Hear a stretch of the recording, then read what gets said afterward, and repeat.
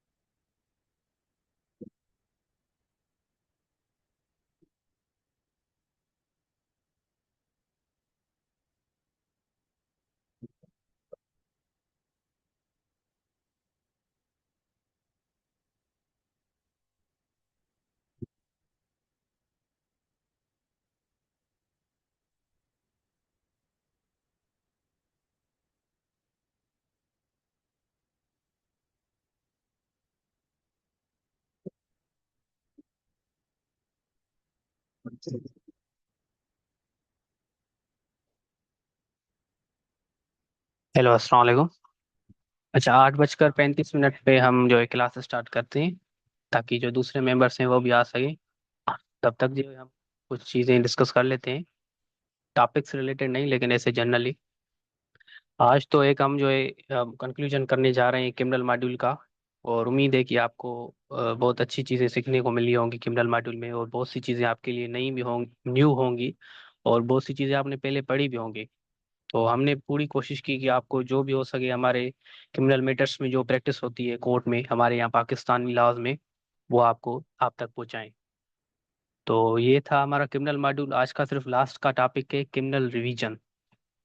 और ये बहुत ही इम्पोर्टेंट टॉपिक है। ये इम्पोर्टेंट इस हिसाब से है क्योंकि ये जो क्रिमिनल रिवीजन है अमूमन प्रैक्टिस में बहुत ज़्यादा सिचुएशंस में या सर्कमस्टेंसेस में यूज़ होता है। क्या मतलब कि कभी कभी क्या होता है, एक आर्डर है या कोई किस्म की डिक्री आ गई या जजमेंट, तो उसकी अगर अपील वगैरह नहीं है तो फिर तो बंदा घर बैठ जाए। लेकिन लॉ ने एक रेमेडी दी है, वो है रिवीजन की, क्रिमिनल रिवीजन की। और ये क्रिमिनल रिवीजन की क्यों दी है वो भी हम पढ़ेंगे। और अपील कुछ सिचुएशन में नहीं होती, तो उन सिचुएशंस में हमारा क्या है, सारे सीआरपीसी जब आप पढ़ेंगे, कभी कई कुछ ऑर्डर्स ऐसे होते हैं जिनकी अपील्स नहीं होती। जैसे अभी जो है कुछ की होती है, उसके लिखी होती है कि भाई इसकी आप अपील कर सकते हैं, इसकी नहीं कर सकते। तो जिनकी नहीं कर सकते उनके लिए आपको जो है क्रिमिनल रिवीजन का जो रेमेडी है आपको अवेल करनी होगी। तो वो कैसे होगी, वो कैसे फाइल की जाएगी, कौन सी कोर्ट में फाइल की जाएगी। जैसे अपील होती है, अपील में जो प्रोसीजर फॉलो होता है, इसका भी जो है अपना एक प्रोसीजर है, इसके अलग सेक्शंस मेंशन किए गए हैं, वो हम पढ़ेंगे। बहुत ही इंटरेस्टिंग टॉपिक है क्रिमिनल रिवीजन। तो इस वजह से हमने अपील के बाद रखा है, क्योंकि ये मुझे बहुत अच्छा सब्जेक्ट लगा है, वो जो टॉपिक, सॉरी सब्जेक्ट, तो ये सारा एक ही है। क्रिमिनल का टॉपिक बहुत इंटरेस्टिंग है। तो हाँ, बस 1 मिनट पड़ा है, उसके बाद हम शुरू करते हैं। तो ये आज हमारा बस क्रिमिनल मॉड्यूल आज के ख़त्म हो जाएगा। ये हमारा लास्ट लेक्चर है क्रिमिनल मॉड्यूल का। उसके बाद जो है हम सिविल मॉड्यूल शुरू करेंगे। लेकिन उससे पहले एक टेस्ट होगी, एमसीक्यूज टेस्ट होगी। ड्राफ्टिंग से रिलेटेड क्वेश्चंस होंगे उनमें। और जो है जो प्रोसीजर है, प्रोसीजर से रिलेटेड भी कुछ क्वेश्चंस होंगे। तो आई होप कि आपको कुछ टाइम दिया जाएगा, 3-4 दिन जो है दिए जाएंगे, जिनमें आप जो है कुछ चीज़ें खुद रिवीजन करें और उसके बाद जो है सबमिट कराएं। सबमिट कराने का फ़ायदा ये होगा कि आपकी चीज़ें इस बहाने जो है रिवाइज हो जाएंगी। लेकिन देखें, हमारा जो स्टूडेंट, मैं खुद आपकी तरह स्टूडेंट हूँ, हमारी साइकी क्या होती है, जब तक हमारे पास कोई डेडलाइन नहीं आती, प्रेशर नहीं आता, तब तक हम चीज़ें नहीं पढ़ते। तो इस वजह से हमने ये टीम ने हमें सोचा है कि हम इनको जो है एक टेस्ट रखेंगे, ताकि इस बहाने आपकी चीज़ें भी रिवीजन हो जाए, आपका भी फायदा हो जाएगा। हमारी जो माइंड है वो इस तरह से अल्लाह ताला ने बनाई है कि हम जब एक चीज़ पढ़ेंगे तो वो कुछ टाइम के बाद जो है हमारे जहन से चली जाती है। लेकिन फिर वह जब पढ़ेंगे, फिर जो है 3-4 मरतबा जब हम उस चीज़ को रिवाइज करेंगे, फिर वो हमारे जहन में हम जो है हमेशा के लिए वो जो है सेव हो जाएगी। तो इस वजह से आप पहले पढ़ चुके हैं, फिर भी आप रिवाइज करेंगे टेस्ट के पर्पस के हिसाब से, तो इससे क्या होगा, आपके माइंड में ज़्यादा कॉन्सेप्ट्स रिटेन हो सकेंगे। अच्छा, मिसेस उन्ना ने कहा है काइंडली एफआईआर रीड कराने का भी तरीका बता दें। अच्छा, एफआईआर जो रीड करने का तरीका, फर्स्ट ऑफ ऑल सिंधी की, तो सिंधी जिसको आती है वो कर लेगा, और उसके बाद एक आती है उर्दू की। तो वो उर्दू वाला जो जिसको उर्दू आएगी तो वो कर लेगा। तो जो रीड करने का तरीका इतना एम है नहीं जो मैं आपको इसका जो है हम लेक्चर रखें, क्योंकि मैंने आपके साथ वो फॉर्मेट शेयर किया हुआ है, आप खुद पढ़ें, उर्दू में लिखी हुई है। कोई एक मतलब कि एक होती है, जैसे कॉन्सेप्ट होती है तो हम वो कवर करा लेते हैं। तो ये जो पढ़ने की, एफआईआर पढ़ने की, मेरे हिसाब से कोई एक रॉकेट साइंस है नहीं जो हम इस पे लेक्चर रखें। आप ऐसे करें, आप खुद पढ़ लें, उसके बाद जो आपको समझ ना आए वो हमसे आप पूछ लें। बाकी ग्राउंड कैसे बनाते हैं वो आपके जो टाइम टू टाइम आप सीखेंगे। एक ऐसे नहीं है कि आप फर्स्ट टाइम ये जो है सीख लें सारी चीज़ें। जैसे जैसे आप एफआईआर्स पढ़ेंगे और उधर आप लेकुनास ढूंढेंगे, तो आप समझ जाएंगे कि मैं इसको ग्राउंड बना सकता हूँ, चाहे वो कंप्लेनेंट साइड का हो या अक्यूज साइड का। तो ये जो चीज़ें आएंगी वो प्रैक्टिस से आएंगी। तो आप जहाँ जब भी कोई इंसिडेंट हो जो हमारे यहाँ सोसाइटी में, जैसे फेसबुक पे अक्सर वायरल होता है, तो आप कोशिश करके उसकी एफआईआर हाथ करके वो एफआईआर पढ़ी, तो मसला क्या है उस पे आप खुद पे पेज लेकर ग्राउंड्स बनाएं, बेल के, अक्विटल के ग्राउंड बनाएं। इससे प्रैक्टिस होगी आपकी। हमने आपको एक चीज सिखा दी है, अब आपके ऊपर है कि आप प्रैक्टिस कितनी करते हैं। ज्यादा प्रैक्टिस करेंगे तो ज्यादा आपकी चीजें जो है रिटेन होंगी आपके माइंड में। अच्छा, टाइम तो हो गया क्लास शुरू होने का, लेकिन जो सवाल है उसके जवाब मैं दे देता हूँ। अफसर खान का सवाल है कि रिकॉर्ड लेक्चर्स डिलीट तो नहीं होंगे। अच्छा, रिकॉर्ड लेक्चर्स को मैं आपको बता दूं कि ये आपके पास होंगी 4 महीने तक, असेस 4 मंथ्स। 2 मंथ तो अभी ये कोर्स चलने वाला है, उसके बाद 4 मंथ्स।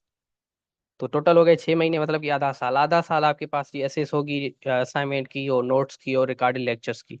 तो ये आप आधा साल पूरा जो है आप देख सकते हैं। उसके बाद जो है हम असिस्ट कर जो खत्म कर देते हैं, क्योंकि हमारी टीम की पॉलिसी है ये। मेरे हिसाब से आधा साल बहुत है। ये तो 2 महीने में ही आप बहुत सी चीजें सीख लेंगे, उसके बाद रिवीजन करेंगे, तो ये बहुत ही टाइम आपको दिया गया है। अच्छा। अच्छा, मिस्टर अदनान ने पूछा कि अक्यूज के लिए जो बेनिफिशियल हो, हाँ तो वो एफआईआर जो होगी वो क्या होता है, केस पे डिपेंड होता है ना। अगर कभी क्या होता है, कंप्लेनेंट साइड पे अगर केस स्ट्रांग होता तो एफआईआर जो है कंप्लेनेंट साइड के ग्राउंड्स ज्यादा बताती है। अगर एफआईआर केस कमजोर होता है तो फिर वो अक्यूज साइड के जो ग्राउंड्स होते हैं वो ज्यादा होते हैं। तो वो एफआईआर तो एफआईआर डिपेंड करता है कि वो एफआईआर जिस बंदे ने कटवाई है वो कितना जो है नॉलेजेबल है, कितनी उसको अला की नॉलेज है। तो वो उस पर डिपेंड करता है। तो ग्राउंड्स जो होते हैं वो उस पर तभी कहते हैं कि FIR is a basic document, but जो जरूरी डॉक्यूमेंट भी है, ऐसे नॉर्मली बेसिक है लेकिन ये बहुत सी चीजों में काम भी आता है। अच्छा, रेयान ने कहा है कि सर उस बुक का टाइटल ग्रुप शेयर कर दें जो आपने कल बताया। जी जी हाँ, वो मेरे सामने ही पड़ा है अभी, the court matters with legal drafting guidelines, practice and procedure. ये मेरे सामने पड़ा है अभी, बुक्स मेरे पास में, तो उधर मैं पिक्चर सेंड कर दूंगा ग्रुप में। थैंक यू फॉर नोटिफाइंग मी। चलते हैं, हम क्लास को स्टार्ट करते हैं। 10 मिनट हो गए, जिनको आना था वो आ गए, और अब जो नहीं आए तो वो रिकॉर्ड लेक्चर्स देख लें। नहीं, वो फैमिली ला हम लास्ट में रखेंगे, क्योंकि सिविल बहुत बड़ा है, तो हम कोशिश यही करेंगे कि पहले डिफिकल्ट चीज़ें कर लें। फैमिली इतना बड़ा है नहीं, उसमें जो है मतलब 5-6 जो रेमेडी अमूमन प्रैक्टिस में आती है, मेंटेनेंस हो गई, डाइवोर्स हो गई, या जस्टिफिकेशन ऑफ मैरिज हो गई, या दूर में जो चाइल्ड कस्टडी होती है, वो हम लास्ट में रखेंगे। वो हमारी टीम की पॉलिसी है, तो इस वजह से वो लास्ट में रखी गई है। बहरहाल हम क्रिमिनल रिवीजन पढ़ते हैं, उसके बाद टेस्ट के बारे में आपसे साथ कुछ चीज़ें शेयर करेंगे, और क्रिमिनल मॉड्यूल हमारा इधर खत्म होगा। तो हमारा जो टॉपिक है वो है क्रिमिनल रिवीजन। तो आज मैं कोशिश करूंगा कि आप खुद जो है आप भी बोलें, क्योंकि ये क्रिमिनल के जो भी आपके सवाल हैं, इसके बाद हम जो है आपके सवाल एंटरटेन जो जितना, क्योंकि फिर सिविल का मॉड्यूल होगा तो फिर हम सिविल के जो आपके क्वेश्चंस होंगे वो एंटरटेन करेंगे। तो आपके जो भी सवाल हों क्रिमिनल से रिलेटेड, प्रैक्टिस से रिलेटेड, जो हमको आएंगे वो आपको इस लेक्चर में जवाब मिलेंगे। तो काइंडली आप भी आज के लेक्चर में पार्टिसिपेट करें। अभी मैं ये लेक्चर कंप्लीट कर देता हूँ, फिर आपको जो अनम्यूट का ऑप्शन ऑन कर देता हूँ। तो अभी हम लेक्चर कर रहे हैं तो अनम्यूट मैंने कर दिया है सबको। तो अभी कर लेते हैं कंप्लीट, तो फिर जो है क्वेश्चन एंड आंसर सेशन करते हैं। अच्छा, ये क्रिमिनल रिवीजन, हमारे पास एक ग्राउंड होता है अपील का, दूसरा होता है क्रिमिनल रिवीजन का। अब हम अपील में क्यों नहीं जा रहे? फर्स्ट ऑफ ऑल सवाल ये आ रहा है ना, हमने तो अपील सीख ली है, तो अब ये होगा कि यार अपील तो हमने देखी कि भाई इतनी डिफिकल्ट है नहीं, फिर ये अलग से कॉन्सेप्ट देने की जरूरत क्या है? तो वो हम देखते हैं। इन फर्स्ट लेट मी जो है लैपटॉप सेट कर लूँ मैं।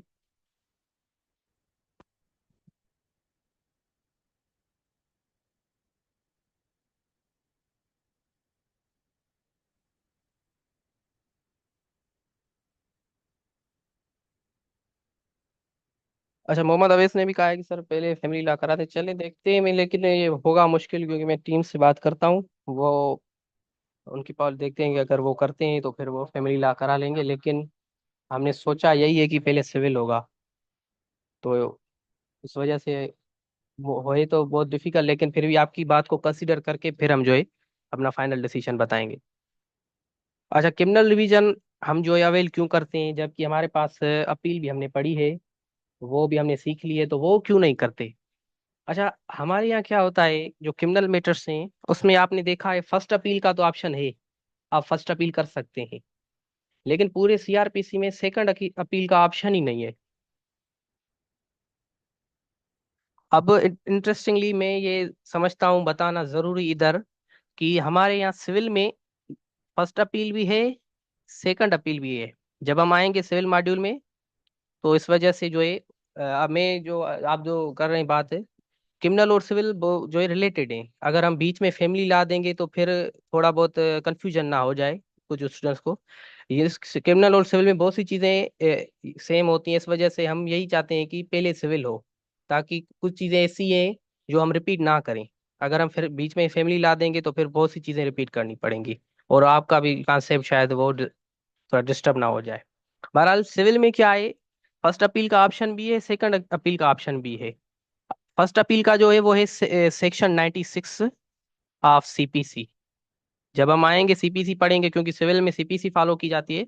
और सेकंड अपील होती है अंडर सेक्शन 100 सीपीसी। सिविल में तो हमारे पास दो अपील की जो है ग्राउंड्स हैं, लेकिन क्रिमिनल में जो है वो नहीं है। क्रिमिनल में सिर्फ फर्स्ट है, फर्स्ट के बाद आपके पास किसी किस्म का ग्राउंड नहीं है। तो फिर लॉ ने क्या किया है कि भाई ऐसा करते हैं, आपको जो है सेकंड अपील का ग्राउंड नहीं है, तो आपके पास फिर क्या ग्राउंड बचा? फिर आप रिवीजन कर सकते हैं। वैसे सिविल में क्या है, सेकंड अपील के बाद भी आप रिवीजन कर सकते हैं। पहले फर्स्ट अपील लो जो आप कराएंगे, अगर आप वो नहीं होती आपकी एडमिट या कुछ भी इस डिसमिस हो जाती है, तो फिर आपके पास सेकंड की जो है रेमेडी है। अगर सेकंड भी आपकी डिसमिस हो जाती है, तो फिर आपके पास रिवीजन है। वो रिवीजन जो होती है 115 सीपीसी में होती है। बहरहाल क्रिमिनल की तरफ हम आते हैं। क्रिमिनल में क्या होता है, फर्स्ट अपील के बाद आपके पास सेकंड अपील का ऑप्शन नहीं होता। इस वजह से जो है लॉ वालों ने क्या किया है, जो लेजिस्लेचर असेंबली वालों ने क्रिमिनल रिवीजन का ग्राउंड हमें दे दिया है। तो आई होप कि आप समझ गए होंगे कि हम क्रिमिनल रिवीजन क्यों करते हैं। एक तो हमारे पास सेकंड अपील का ऑप्शन है, दूसरा कुछ ऐसे आर्डर्स भी हैं सीआरपीसी में जिनमें अपील की बातें नहीं लिखी हुई, मतलब आप उसको अपील के यहाँ नहीं ला जा सकता। तो इन सिचुएशंस में अपील अगर आप नहीं कर सकते किसी आर्डर की सीआरपीसी के अंडर, तो उसकी भी आप जो है क्रिमिनल रिवीजन करेंगे। तो क्रिमिनल रिवीजन कौन से दो ग्राउंड पर होगी? एक तो ग्राउंड आपकी स्क्रीन के ऊपर लिखा हुआ है कि भाई फर्स्ट अपील हो और सेकंड अपील का ग्राउंड है नहीं, इस वजह से क्रिमिनल रिवीजन। उसके बाद फर्स्ट अपील अवेल करने के बाद, ठीक है। और दूसरा कौन सा ग्राउंड है? दूसरा ग्राउंड ये है कि कोई such orders that are not appealable. CrPC में कुछ आर्डर्स ऐसे भी हैं जिनकी अपील नहीं हो सकती। तो उन सिचुएशंस में आप जो है क्रिमिनल रिवीजन कर सकते हैं। आई होप कि आप समझ गए होंगे कि क्रिमिनल रिवीजन हम कम कब करते हैं। Why criminal revision. अच्छा, मोहम्मद सलीम का सवाल है रिव्यू एंड रिवीजन का। तो ये हम बहुत इसको डीप डेप में डिस्कस करेंगे सिविल में। तो वो इंशाल्लाह उधर देख लेंगे, क्योंकि रिवीजन के आप बहुत से कॉन्सेप्ट हैं। तो अगर डिफरेंस हम इधर बैठेंगे करना तो टाइम लग जाएगा। तो काइंडली आप वेट कीजिएगा सिविल मॉड्यूल में। सिविल मॉड्यूल में हम इसको अलग से इंशाल्लाह देख लेंगे डेप्थ में। तो हम सिविल, अच्छा क्रिमिनल रिवीजन हम देखते हैं। क्रिमिनल रिवीजन के कौन से ग्राउंड्स हैं? फर्स्ट ऑफ ऑल जो क्रिमिनल रिवीजन का जो सेक्शन है, thank you so much Mohammad Salim for understanding. अच्छा, जो क्रिमिनल रिवीजन के जो ग्राउंड्स हैं, वो ग्राउंड्स जो लिखे हुए हैं, एक एक करेक्टनेस, लीगलिटी और जो है property of any finding, sentence और ऑर्डर। ये तीन ग्राउंड्स हैं। अगर किसी किस्म की फाइंडिंग, अब फाइंडिंग क्या है? फाइंडिंग हमने देखी थी, जजमेंट हमने जब पढ़ी थी, तो तीन चार फाइंडिंग्स जज बनाता है। मतलब जितनी चार्ज फ्रेम होती है, जितनी चार्जेस होती हैं किसी बंदे के ऊपर, उतनी उसकी फाइंडिंग्स होती हैं। वेदर इसने ये ऑफेंस किया है नहीं किया, वेदर ये किया है ये नहीं किया, what should be the judgement. तो ये फाइंडिंग्स होगी। फाइंडिंग्स जो होगी, अगर उनमें से एक भी फाइंडिंग आपको सही नहीं लग रही, तो आप जो है रिवीजन कर सकते हैं उनकी। या पूरी की पूरी सेंटेंस, मतलब कि सजा आपको सही नहीं लग रही, उसके खिलाफ भी आप रिवीजन कर सकते हैं। या जो एक ऑर्डर है, उसके खिलाफ भी आप जो है क्रिमिनल रिवीजन कर सकते हैं। लेकिन इन तीनों में कौन सी चीजें ना हो तब आप अपील करेंगे? जब उनमें करेक्टनेस ना हो।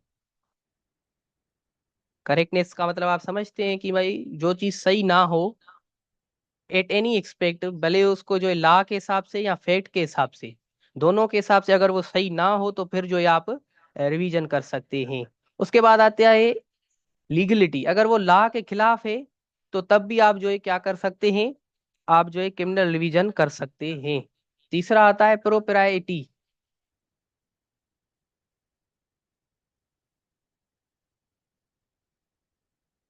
अगर आपका जो है लीगल प्रॉपर्टी का मतलब होता है, लेट मी सी।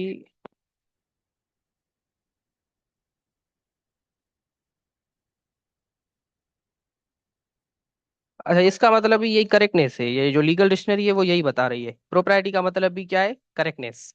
बस ये थोड़ा सिनोनिम यूज करते हैं लॉ वाले बहुत से, जो लेजिस्लेचर्स होते हैं हमारे यहाँ।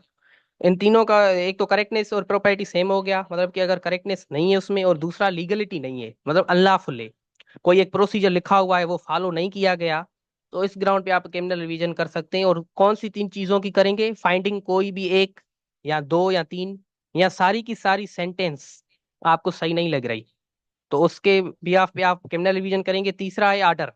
अच्छा, ये कौन से सेक्शन में लिखे हुए हैं ग्राउंड्स? ये लिखे हुए हैं सेक्शन 435 ऑफ सीआरपीसी, 435 सीआरपीसी में लिखे हुए हैं। अच्छा, ये तकरीबन जो भी प्रोसीजर है रिवीजन का 435 में लिखा हुआ है। और जो पावर है वो है 439 और 439A में प्रोसीजर लिखा हुआ है इसमें। और पावर्स जो है इसमें लिखे हुए हैं। अब हम देखते हैं कि कौन सी कोर्ट को कौन सी सेक्शन में पावर है, वो हम यहाँ पे देखते हैं। अच्छा, 439 सीआरपीसी में जो है हाई कोर्ट को पावर है क्रिमिनल रिवीजन इंटरटेन करने का। और जो है 439A सीआरपीसी में कोर्ट्स ऑफ सेशन को। तो ये क्योंकि मैजिस्ट्रेट अपील चला नहीं सकता, तो रिवीजन भी नहीं चला सकता। रिवीजन वही चलाएगा जो अपील चला सकेगा। क्योंकि आप जब पढ़ेंगे क्रिमिनल रिवीजन में बहुत सी चीजें होंगी जो अपील की से रिलेटेड होंगी। हाई कोर्ट अगर चला रही हो क्रिमिनल रिवीजन या कोर्ट ऑफ सेशन, तो उनके पावर्स भी होंगे। हमने जैसे अपील में पढ़े थे, इधर भी जो है क्रिमिनल रिवीजन में पावर्स हैं। लेकिन हमने कहा कि अपील में भी बहुत सी चीजें सेम है, लेकिन क्योंकि क्रिमिनल रिवीजन को अलग बनाया गया है, तो क्रिमिनल रिवीजन में लिमिटेशंस बहुत दी गई हैं। अपील में लिमिटेशन किसी किस्म की नहीं है। आप कैसी भी जजमेंट प्रे कर सकते हैं क्रिमिनल रिवीजन में, भले करें, लेकिन जज आपको नहीं देगा, क्योंकि वो लॉ से बाउंड है, वो नहीं कर सकता। तो ये हैं सेक्शंस। अगर आपको हाई कोर्ट में क्रिमिनल रिवीजन करना है तो कौन सा सेक्शन आप जो है लिखेंगे? 439 439 सीआरपीसी हाई कोर्ट में। अगर आप क्रिमिनल रिवीजन करना चाहते हैं, कोर्ट ऑफ सेशन में करना चाहते हैं, तो 439A सीआरपीसी में करेंगे। अब ये हाई कोर्ट में कब करेंगे और कोर्ट ऑफ सेशंस में कब करेंगे, वो हम देखते हैं आगे। अच्छा, रिवीजन सेम कोर्ट में होगी या बाला कोर्ट में? अच्छा, very good question Mohammad Salim. Revision जो होती है वो अपर कोर्ट में होती है। रिव्यू जो होती है वो सेम कोर्ट में होती है। तो ये हम देखते हैं जब हम पढ़ेंगे कि कोर्ट ऑफ सेशन कब इंटरटेन करेगी, तो उधर हम फर्स्ट ऑफ ऑल हम देखते हैं कि high court power of revision, फिर उसके बाद सेशंस कोर्ट। उसमें सारी चीजें हमारी कवर हो जाएंगी क्रिमिनल रिवीजन से रिलेटेड। अच्छा, हाई कोर्ट को जो पावर है हमने पढ़ा था कौन से सेक्शन में है? 439 सीआरपीसी में।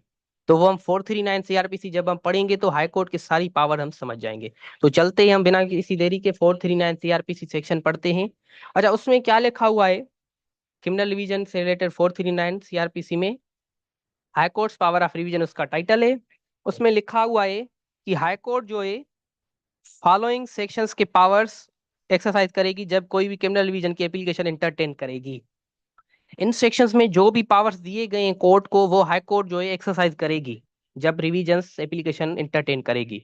कौन से सेक्शंस हैं? एक है सेक्शन 423, 426, 427, 428, 338। अच्छा, ये हम सारे सेक्शंस देते हैं। बहुत इंटरेस्टिंग चीजें हैं इसमें। हमने दो इसमें सेक्शन पढ़े हैं, तो इस वजह से मैं आपसे पूछूंगा वो। एक हमने पढ़ा है 426, दूसरा ये पढ़ा है हमने 427। तो 426 से मुझे कोई बता सकता है ये किससे रिलेटेड है? ये हम दोनों ने जो हमने ये दो सेक्शंस कवर किए हैं प्रीवियस क्लासेस में।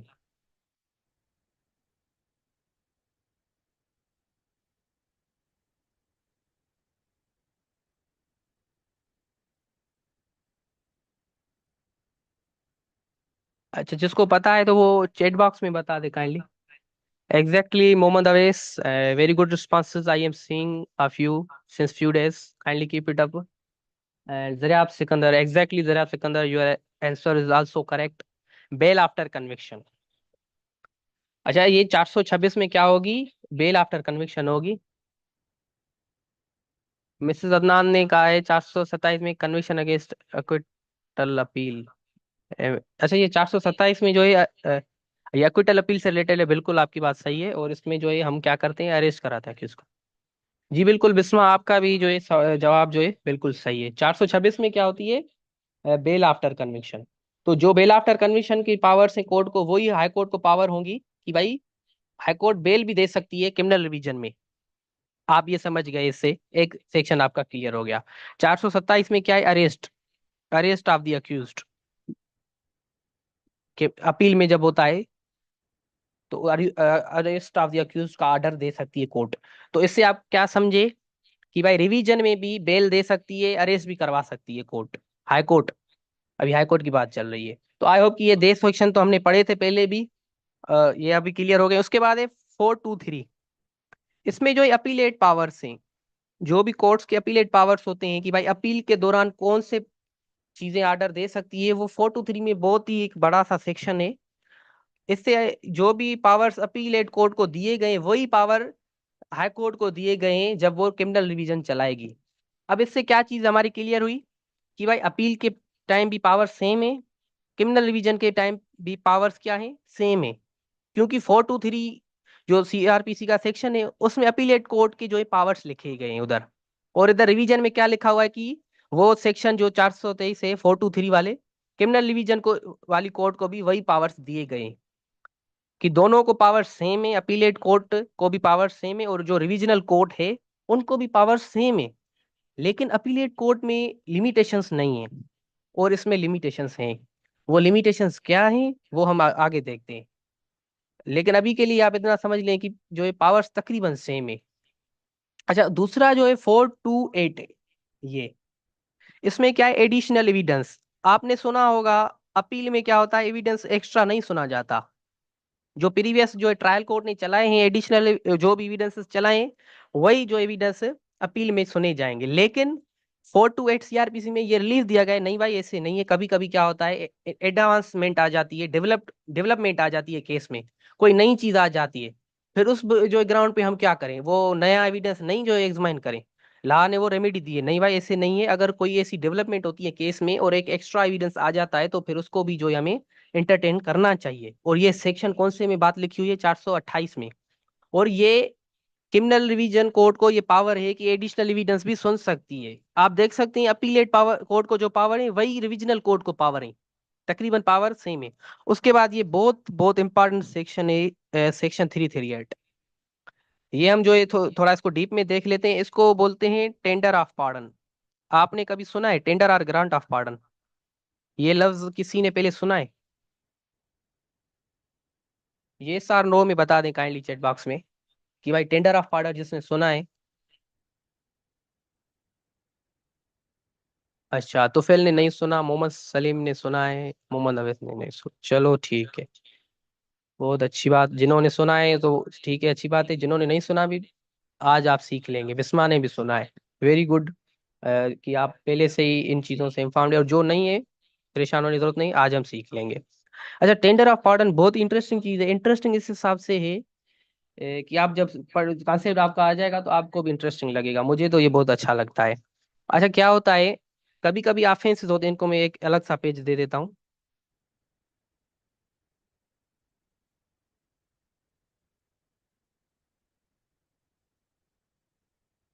टेंडर ऑफ पार्डन में क्या होता है कि भाई कभी कभी क्या होता है, आप देखते हैं कि एक ऑफेंस कमिट होता है, उसमें जो अक्यूज एक से ज्यादा होते हैं। अक्यूज कितने हैं, मोर देन वन। और मतलब सपोज करते हैं हम जो 3 से या 4 अक्यूज हैं, उनमें से एक अक्यूज आता है कि भाई मैं सबूत देने के लिए तैयार हूँ, हमने ये ऑफेंस कमिट किया है, मैं एविडेंस देने के लिए तैयार हूँ। अब इन सिचुएशन में जो वो एक अक्यूज आया है जिसको हम को अक्यूज भी कहते हैं, तो उसको एक लॉ ने रिलीफ दिया है। क्या रिलीफ दिया है कि भाई क्योंकि तुमने एविडेंस दिए हैं इस केस को साबित करने के लिए, लिहाजा तुमको सजा कम दी जाएगी, लेस पनिशमेंट या लेसर पनिशमेंट कहते हैं, क्योंकि उससे कम होगी तो कंपेरिजन हो जाएगी, तो लेसर सही रहेगा। तो उस जो है अक्यूज को क्या किया जाएगा, उसको कम पनिशमेंट दी जाएगी। और ये जो है टेंडर ऑफ पार्डन कौन से सेक्शन में मेंशन्ड है सीआरपीसी में, सेक्शन जो है अंडर सेक्शन 338 सीआरपीसी में ये चीज लिखी हुई है। और टेंडर पार्डन की जो डेफिनेशन है कि भाई कब टेंडर पार्डन होगा और कैसे होगा, वो लिखा हुआ है 337। दोनों सेक्शंस एक साथ हैं, पहले डेफिनेशन लिखी हुई है, उसके बाद जो है उसको लिखा हुआ है पावर की भाई वो कैसे होगा। तो वो लिखा हुआ है कि भाई अगर कोई एक अक्यूज दूसरे अक्यूज की इंफॉर्मेशन या एविडेंस देता है जो उन्होंने ऑफेंस कमिट किया है, और वो एविडेंस सच्चा हो, ऐसे नहीं कि वो झूठा हो, आगे जाके अगर वो झूठा साबित हुआ तो फिर उसकी सजा कम नहीं होगी, फिर तो सेम सजा होगी। तो इसकी कंडीशनल ये है कि भाई वो जो एविडेंस दे रहा है वो सच्चा हो। अब भाई अच्छा, ये जो कौन से केसेस में होती है ये तो मैंने बात कर दी, लेकिन अगर एग्जांपल्स नहीं दूंगा तो फिर आप ये बात भूल जाएंगे। तो इसके एग्जांपल्स क्या हैं, एक तो एग्जांपल है इसका, जैसे गैंग क्राइम्स होते हैं, रॉबरी हो गई या गैंग रेप हो गया। दूसरे हो गई टेररिज्म। टेररिज्म में अक्सर ये चीज बहुत देखी जाती है कि भाई 3 4 बंदे होते हैं, बमबारी कहीं कर लेते हैं, फिर एक जो है गवाही दे देता है, फिर उसको सजा कम दी जाती है। उसके बाद वाइट कॉलर क्राइम्स होते हैं, WC क्राइम्स में लिख देता हूँ उसको शॉर्ट में, समझ लीजिएगा इसको, वाइट कॉलर क्राइम्स।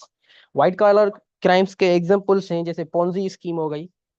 अच्छा, पोंजी स्कीम आप नोट कर लीजिए और इसको गूगल पे जरूर पढ़िएगा, ये बहुत सी इंटरेस्टिंग चीजें ये वाइट कॉलर क्राइम में आती है, पोंजी स्कीम। अच्छा, ये दूसरा एक क्या होता है, आपको एग्जांपल दे देता हूँ वाइट कॉलर क्राइम का। क्या होता है कि जो पढ़े लिखे लोग होते हैं वो एक ऑफिस खोलते हैं, फिर वो क्या करते हैं, वो फ्रॉड करते हैं लार्जर स्केल पे। कि जैसे इतने पैसे दो फिर तुम्हें डबल मिल गए, जो वो होता है ना, 21 दिन में पैसा डबल, वो एक फिल्म भी बनी हुई है फनी। तो वो द वाइट कलर क्राइम और पॉन्जी स्कीम उसको बोलते हैं। तो उस सिचुएशन में क्या होता है, एक बंदा नहीं होता उधर, एक से ज्यादा बंदे होते हैं। फिर उसमें से अगर वो पकड़ जाते हैं, फिर एक बंदा सबूत देता है कि भाई ये सबूत है, इससे हमारा ऑफेंस जो है साबित होता है। फिर इस उस बंदे को क्या होगी, कम सजा होगी। ये कहता है हमारा टेंडर ऑफ पार्डन सेक्शन है 338। आई होप कि ये आपको इंटरेस्टिंग लगा होगा, मुझे तो बहुत इंटरेस्टिंग लगा, क्योंकि ये चीज बहुत अच्छी है लॉ में। इससे क्या होगा कि जो बंदा एक होगा ना, वो सोचेगा कि भाई मैं सबूत दे देता हूँ, सजा तो हमें वैसे भी आनी है। तो इससे क्या होगा कि भाई मेरी सजा कम हो जाएगी। अच्छा, बिस्मा ने कहा लास्ट वाली पॉइंट क्लियर नहीं हुई, काइंडली नोटिफाई कराइएगा कौन सी वाली पॉइंट, वाइट कलर वाली क्राइम या कौन सी।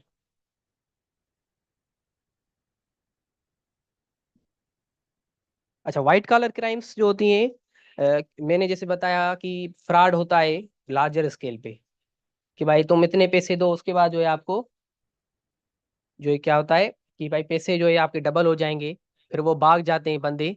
तो इन सिचुएशंस में क्या होता है, उसको बोलते हैं व्हाइट कॉलर क्राइम्स। और जो करप्शन होती है बड़े स्केल पे, उसको भी व्हाइट कॉलर क्राइम कहते हैं। दूसरी जैसे मैंने पोंजी स्कीम कहा, उसको मैं आपको एक्सप्लेन कर देता हूँ। उसमें क्या होता है, जो फर्स्ट में आते हैं उनको बहुत फायदा होता है, उसके बाद जो बंदा आता है उसको जो है नुकसान होता है। तो उसको कहते हैं हम जो है क्या बोलते हैं, व्हाइट कॉलर जो है क्राइम्स बोलते हैं। तो ये थे जो है,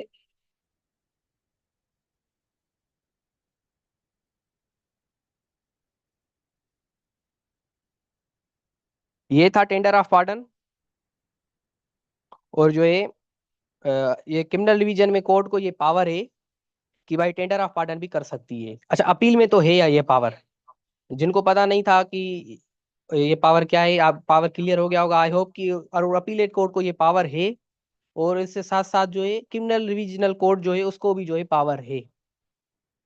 अच्छा, एक ने सवाल किया है, मोहम्मद सलीम ने शायद सवाल किया है कि सर अकमला, इसकी मुझे प्रोनाउंसिएशन नहीं आती, लेकिन मैं कॉन्सेप्ट बता देता हूँ। अकम्प्लाइज कहते हैं शायद इसको, अकम्प्लाइज विटनेस किसको कहते हैं। अच्छा, एक ऐसा विटनेस, इसको टेंडर ऑफ पार्डन में जो बंदा होता है उसको जो हम क्या कहते हैं, अकम्प्लाइज विटनेस भी कह सकते हैं मेरे हिसाब से। डेफिनेशन में आपको बता देता हूँ।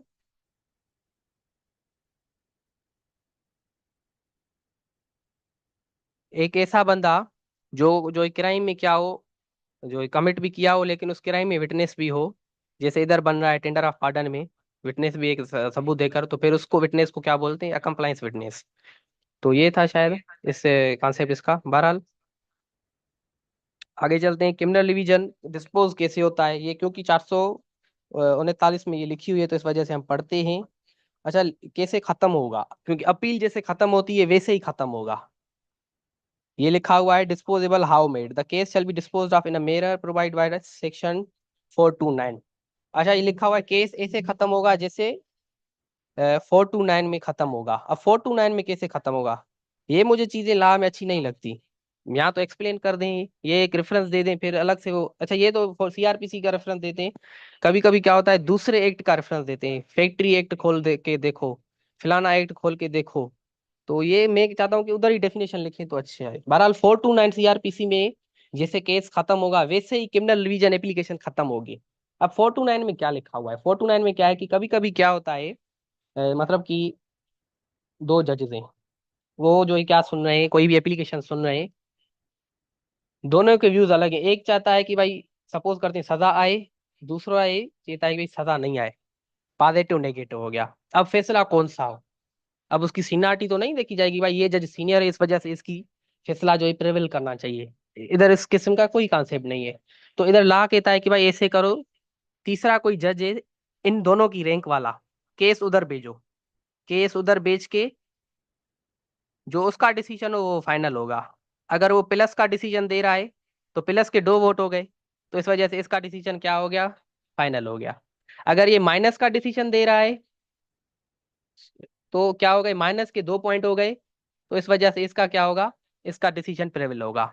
तो 429 सीआरपीसी में ये चीज लिखी हुई है कि अगर दो जजेस हों, मतलब दो नहीं लिखा, सेम नंबर ऑफ जजेस, दो हों, चार हों, छह हों, और जो है आधे एक बात कर रहे हो, आधे दो बात दूसरी बात कर रहे हो, तो इस सिचुएशन में क्या होगा, वो फैसला उधर रख के किसी तीसरे जज को बात वो भेज दी जाएगी, और वो जो उसका फैसला होगा वो फाइनल होगा। तो ये थी 429 में। अपील ऐसे होती है, अगर अपील में ऐसा सिचुएशन आ जाती है, नॉर्मली क्या होता है, टू बेंच होती है, एग्जैक्टली बिस्मा जो आपने कहा इक्वली डिवाइडेड इन ओपिनियन, अगर इन सिचुएशन जजेस are equally divided in opinion, फिर क्या होगा, फिर वो तीसरी सेम रैंक वाले जज को वो जो रेफर करेंगे। अच्छा, उस जज को क्या कहते हैं, उसको कहते हैं रेफरी जज। रेफरी की शायद यही स्पेलिंग है, रेफरी जज बोलते हैं, या मैं इसको जैसे बोलते हैं थर्ड एम्पायर हो गया। क्रिकेट अगर आप देखते हैं तो फिर क्या होता है कि थर्ड एम्पायर भी एक बैठा होता है, उसका डिसीजन क्या होता है, फाइनल होता है। एक तो जो ये नॉर्मल एम्पायर और लेग एम्पायर होता है, दूसरा क्या होता है, थर्ड एम्पायर होता है। तो इधर भी जो है ये दो नॉर्मल जजेस हैं और वो रेफरी जज है, और उसका डिसीजन क्या होगा, फाइनल हो गया होगा। अच्छा, मोहम्मद सलीम ने कहा है वीटो पावर, हाँ वीटो पावर कह सकते हैं कि कैंसिल का पावर है, कि भाई अगर ये प्लस का कह रहा है तो उस माइनस वाले की बात कैंसिल हो गई, तो वीटो पावर उसको बोलते हैं कैंसिल करने का पावर। तो ये आप कह सकते हैं टू सम एक्सटेंट। जी बिल्कुल, आर्बिट्रेशनल लॉ में भी यही चीज है, अफसर खान ने कहा है, बिल्कुल सही बात है आपकी। अच्छा, ये बात लिखी हुई है 4391 सीआरपीसी में कि भाई क्रिमिनल रिवीजन कैसे डिस्पोज होगी, कैसे डिस्पोज होगी, जैसे सेक्शन 429 सीआरपीसी में लिखी हुई है। 429 में कैसे डिस्पोज होगी वो हमने सीख लिया। तो ये हो गया कि भाई कैसे डिस्पोज होगी। अब हम क्रिमिनल रिवीजन कब नहीं कर सकते वो देखते हैं। क्रिमिनल रिवीजन कब नहीं होगी, जब अपील का ग्राउंड हो। अगर आपके पास अपील का ग्राउंड है फिर आप क्रिमिनल रिवीजन नहीं कर सकते। फर्स्ट ऑफ ऑल आप क्या करेंगे, अपील जो है जो एक वो भी रिलीफ है तो वो आप जो अवेल करेंगे, अगर आप उधर ही आपका बात नहीं मानी जा रही तो फिर उसके बाद आप क्रिमिनल डिवीजन के पास आएंगे। लेकिन आप फर्स्ट इंस्टेंस में अगर आप क्रिमिनल डिवीजन का ग्राउंड जो ले रहे हैं और आपके पास अपील का ग्राउंड पड़ा है वो आपने यूज ही नहीं किया, तो फिर क्या हो गया, फिर आप जो है आपकी क्रिमिनल डिवीजन फर्स्ट डेट पे आपकी डिसमिस हो जाएगी। ये ऐसा है जैसे गेम हम खेलते थे बचपन में, वो बाल वाली गेम, उसमें क्या होता है, दो लाइफ होती थी। तो अगर आप फर्स्ट लाइफ पहले यूज करेंगे उसके बाद जो है आपको सेकंड यूज कर सकते हैं, डायरेक्ट सेकंड नहीं खत्म होगी। अगर आप फर्स्ट में जो है लूज कर जाते हैं, हार जाते हैं, फिर आपके पास सेकंड वाली लाइफ जो लाइफ है वो होती है। तो इधर भी क्या है, पहले आपके पास अपील का जो है लाइफ है, अपील की जो है पावर है, तो आपको अपील अवेल करनी है। डायरेक्ट अगर आप रिवीजन के यहाँ जाएंगे तो आपकी रिवीजन क्या हो जाएगी, डिसमिस हो जाएगी। तो ये आपको ध्यान रखना है। कभी कभी कुछ ऑर्डर्स में अपील का ग्राउंड अमूमन सीआरपीसी में दिया गया है, जिनका नहीं दिया गया फिर आप जो है क्रिमिनल डिवीजन में जाएंगे। अच्छा, हमने आपसे ये बात कही कि क्रिमिनल डिवीजन और अपीलेट कोर्ट, जो क्रिमिनल डिविजनल कोर्ट और अपीलेट कोर्ट दोनों को पावर सेम है। हमने जैसे देखा उधर 439 में जो भी पावर्स थे, सेक्शंस लिखे हुए थे, 426, 27, 28, 338, और जो भी, ठीक है, तो पावर सेम थे।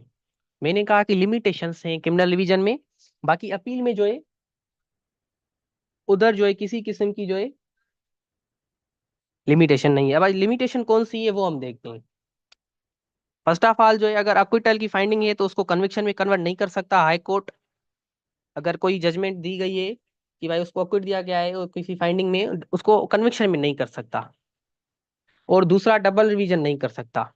डबल रिवीजन का क्या हो गया, डबल रिवीजन का क्या है कि भाई हम पढ़ेंगे डीजे वाली जो है सेशन जज, अगर सेशन जज ने रिवीजन चला ली है तो फिर आपके पास हाई कोर्ट में रिवीजन करने के ग्राउंड नहीं बचती। रिवीजन हमेशा एक बार होगी। अगर आप सेशन जज में कर रहे हैं तो फिर हाई कोर्ट में नहीं कर सकते। सेशन जज के पास कब करेंगे, जब मजिस्ट्रेट का ऑर्डर होगा। और सेशन हाई कोर्ट में कब करेंगे, जब जो है सेशन जज का ऑर्डर होगा। तो अगर मजिस्ट्रेट का ऑर्डर है, जुडिशियल मजिस्ट्रेट का ऑर्डर है, और आप जो है आप रिवीजन कर रहे हैं किधर, डीजे के यहाँ, उसके बाद आप हाई कोर्ट में जाएंगे तो वो डबल रिवीजन हो जाएगी। और डबल रिवीजन इंटरटेन नहीं करेगा high court. High court empowered नहीं है। कौन से सेक्शन में, 4394 सीआरपीसी में। तो ये जो है हाई कोर्ट तब रिवीजन करेगा जब डीजे का कोई ऑर्डर होगा, उस ऑर्डर के खिलाफ जो है रिवीजन है तो फिर जो है वो चला सकेगा। मजिस्ट्रेट के आर्डर के खिलाफ रिवीजन नहीं चला सकता, क्योंकि मजिस्ट्रेट के आर्डर की रिवीजन किधर होगी, डीजे के यहाँ होगी, डिस्ट्रिक्ट एंड सेशन जज के यहाँ। और उसके बाद जो है डबल रिवीजन का हमारे पास ग्राउंड नहीं है। जैसे डबल अपील है, सेकंड अपील का नहीं है, वैसे ही सेकंड रिवीजन का भी हमारे पास ग्राउंड नहीं है। क्रिमिनल में, सिविल में है हमारे पास सेकंड अपील का। तो ये आप थोड़ा इसको ध्यान में रखिएगा कि भाई क्रिमिनल में हमारे पास फर्स्ट अपील का है लेकिन सेकंड अपील का नहीं, लेकिन सिविल में हमारे पास फर्स्ट अपील का भी ग्राउंड है और सेकंड अपील का भी है। उसके बाद सेशन जज का पावर है रिवीजन का, कौन से सेक्शन में है, 439 ए सीआरपीसी। ये बहुत इजी है। कैसे इजी है कि भाई जो 439 में हाई कोर्ट को पावर दिए गए हैं वही सेशन कोर्ट को पावर है। सिंपल लिखा हुआ है। कहाँ लिखा हुआ है? 439 ए में, कि भाई जो हाई कोर्ट को पावर है 439 में वही पावर सेशन जज को है। अब वो कौन से पावर है वो हमने अभी पढ़े हैं प्रीवियस स्लाइड्स में, तो इसको रिपीट करने की जरूरत नहीं। तो ये था क्रिमिनल रिवीजन। इसको हम जो है देखते हैं ड्राफ्ट करना कि कैसे ये ड्राफ्ट की जाती है। तो फिर उसका ये इंशाल्लाह फिर हम क्रिमिनल मॉड्यूल का इख्तिताम करेंगे एक अनाउंसमेंट के साथ कि भाई एक टेस्ट होगी और टेस्ट से रिलेटेड आपको कुछ चीजें बताएंगे। तो काइंडली लास्ट तक हमारे साथ रहिएगा, और जो जो सवाल कर रहे हैं मैं देख रहा हूँ, मैं आपको जवाब दूंगा लास्ट में इंशाल्लाह। अच्छा, ये केस स्टडी है कि भाई एक 540 सीआरपीसी में एक एप्लीकेशन दी थी कंप्लेनेंट ने कि भाई जो पीडब्ल्यू है। पीडब्ल्यू का मतलब क्या है? हमने ये पहले भी चीज पढ़ी थी, कोई बता दे तब तक मैं कंटिन्यू करता हूँ लेक्चर को, चैट बॉक्स में बता दे इसका फुल फॉर्म। तो कंप्लेनेंट असलम ने एप्लीकेशन दी थी 540 सीआरपीसी में कि भाई री एग्जामिन करो पीडब्ल्यू को, और पीडब्ल्यू कौन है? आईओ है ट्रायल कोर्ट का। लेकिन कोर्ट ने वो एप्लीकेशन क्या कर दी? डिसमिस कर दी। और वो शार्ट ऑर्डर दिया उसका, कौन सी डेट पे? ये डेट लिखी हुई है 9/8/2024, कि भाई जो री एग्जामिनेशन है आईओ की वो जरूरी नहीं है। और ये कोर्ट ने रीजन देकर, बिना किसी अच्छे रीजन देकर एप्लीकेशन को क्या कर दिया? रिफ्यूज कर दिया। अब कंप्लेनेंट हमारे पास आया है कि भाई रिविजनल जुरिस्डिक्शन जो है कोर्ट की यूज करके इसको चैलेंज करना चाहता हूँ। तो हम क्या करेंगे अब?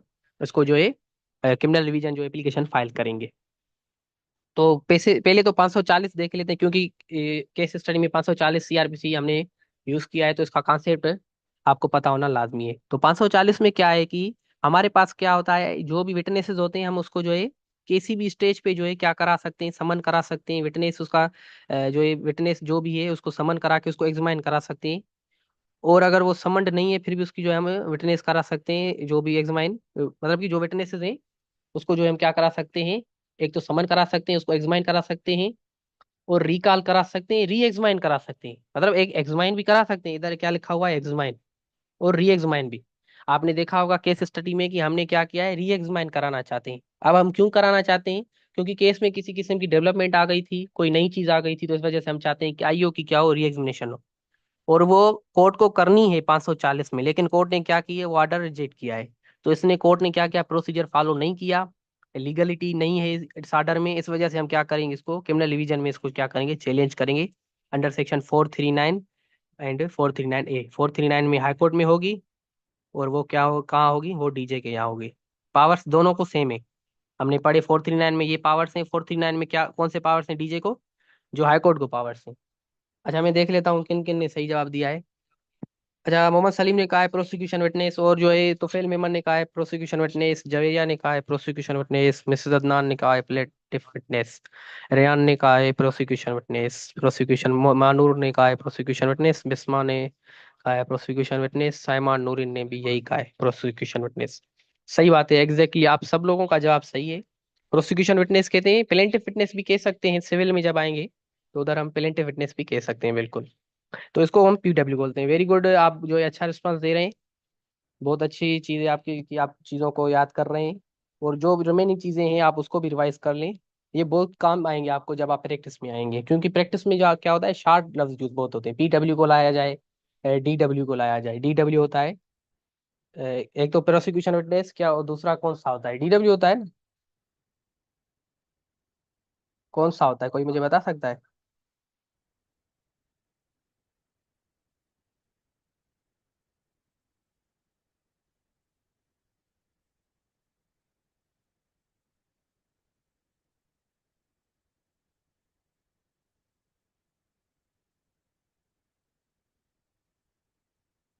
Exactly defence witness, defendant witness. Yes, DW Javeria, Mohammad Awais and Manoor. जी बिल्कुल। तो ये हो गया डीडब्ल्यू और पीडब्ल्यू। तो ये शार्ट में यूज होते हैं, तो इस वजह से आपको ये अगर नहीं होगा मालूम तो फिर आपको थोड़ा ये हो सकता है कि ये बात क्या कर रहे हैं, तो इस वजह से आपको रिजेम्बलेंस होना लाजमी है। जब आप प्रैक्टिस में जाएंगे तो फिर तो आपको उधर याद हो जाएंगे, लेकिन आप पहले से याद होगा तो ये प्लस पॉइंट होगी। तो ये जो चीजें थी हमने सीखी। और हम क्रिमिनल रिवीजन की जो है ड्राफ्ट करना सीखते हैं, देखते हैं कि वो कैसे ड्राफ्ट की जाती है।